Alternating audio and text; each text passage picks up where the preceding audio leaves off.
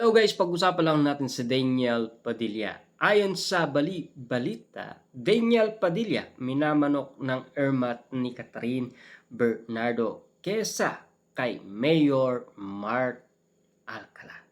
Alamin natin ang balita kung ano nga ba ang nasa likod patungkol umano sa ginawa ni Mamimin Bernardo. Ayon kasi sa pinag-uusapan ng mga tsismosang kapitbahay, ang paglight ni Mamimin Bernardo sa isang article na napublish sa isang online site.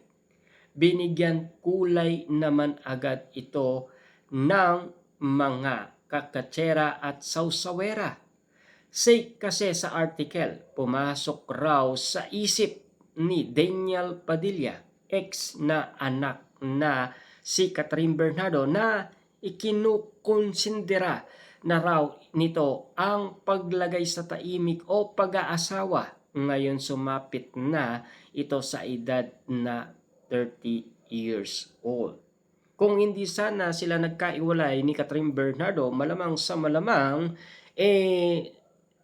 gusto na nilang magpakasal, 'di ba? Nanganak naman ng iba't ibang interpretasyon ang ginawang iyon ni Mamimin Bernardo, lalo na naging topic ito ng mga katsatera sa isang portal. Say pa ng ilan nagmamaldita, bet daw o mas boto umano si Mamimin Bernardo na mapangasawa ng anak ang ex kesa kay Mayor Mark Alcala. Ito naman ang ilang komento ng kibitzer.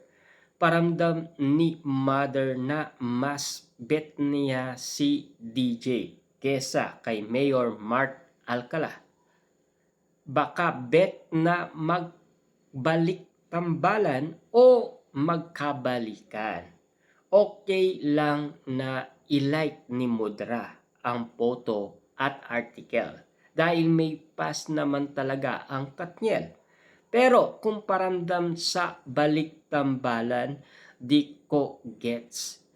Wag nga kayo, di ba nga noon pa man hindi boto si Min Bernardo kay Mayor Mark Alcala. Na alam nyo naman siguro yan kasi ang mga bali-balita noon pa man.